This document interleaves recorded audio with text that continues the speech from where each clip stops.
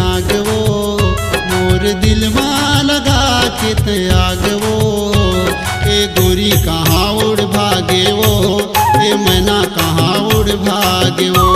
ए गोरी कहाँ उड़ भागे वो, ए मैना कहाँ उड़ भागे वो। मोर दिल माँ लगा के आगवो, मोर दिल माँ लगा के आगवो। ए गोरी कहाँ उड़ भागे वो, ए मैना कहाँ उड़ भागे वो। ए गोरी कहाँ उड़ भागे वो, ए मैना कहाँ उड़ भागे वो।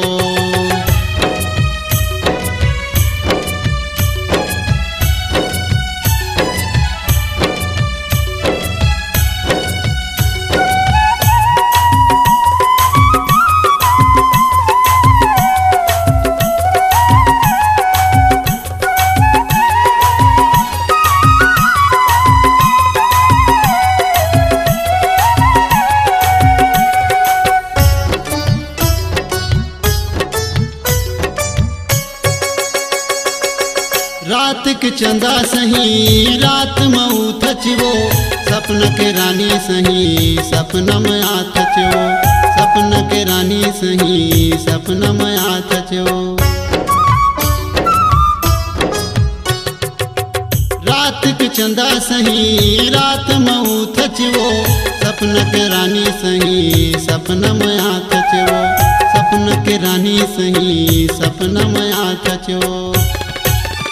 सपना में करके मीठ मीठ बात वो, सपना में करके मीठ मीठ बात वो।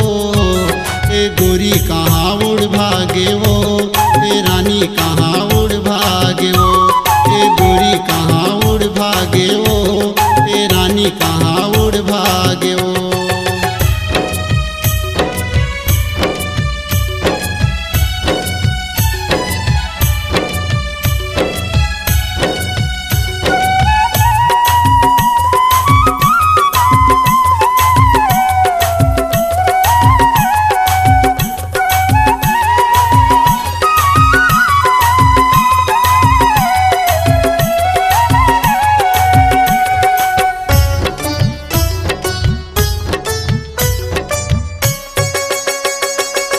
जार निर्मोही गोरी है पछतावे, मोलारवा के बरी कहाँ से पावे। मोलारवा के बरी कहाँ से पावे।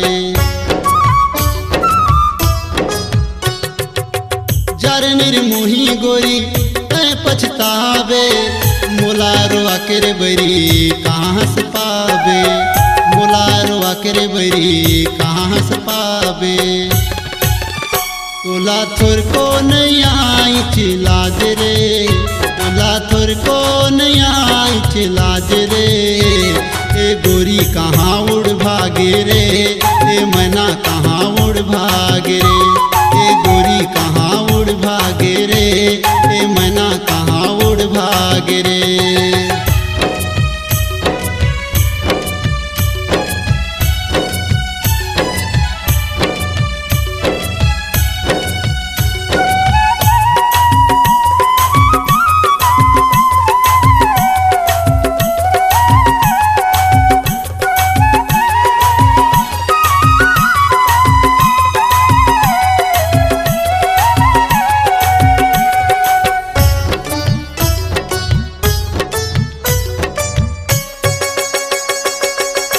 सुर तमारानी आंसू चूह थे, घेरी बेरी दिल कोयली बाग मरो थे। घेरी बेरी दिल कोयली बाग मरो थे। तोर सुर तमारानी आंसू चूह थे, घेरी बेरी दिल कोयली बाग मरो थे। घेरी बेरी दिल कोयली बाग मरो थे। मोर दिल माँ गिरा के गाजवो, मोर दिल माँ गिरा के गाजवो। ए गोरी कहाँ उड़ भागे वो, ए मैना कहाँ उड़ भागे वो। ए गोरी कहाँ उड़ भागे वो, ए मैना कहाँ उड़ भागे वो। मोर दिल माँ लगा के आगवो, मोर दिल माँ लगा के ते आगवो ए गोरी कहाँ उड़ भागे वो ए मैना कहाँ उड़ भागे वो ए गोरी कहाँ उड़ भागे वो ए मैना कहाँ उड़ भागे वो ए गोरी कहाँ उड़ भागे वो ए रानी कहाँ उड़ भागे वो।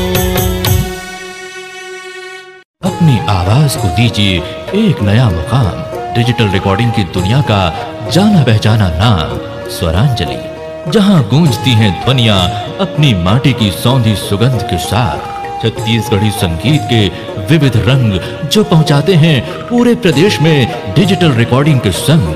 स्वरांजलि स्टूडियो नेमीचंद गली नंबर 2, गंजपारा, रायपुर। अपनी आवाज को दीजिए एक नया मुकाम। डिजिटल रिकॉर्डिंग की दुनिया का जाना पहचाना नाम स्वरांजलि, जहां गूंजती हैं ध्वनियां अपनी माटी की सौंधी सुगंध के साथ। छत्तीसगढ़ी संगीत के विविध रंग जो पहुंचाते हैं पूरे प्रदेश में डिजिटल रिकॉर्डिंग के संग। स्वरांजलि स्टूडियो नेमीचंद गली नंबर 2, गंजपारा, रायपुर।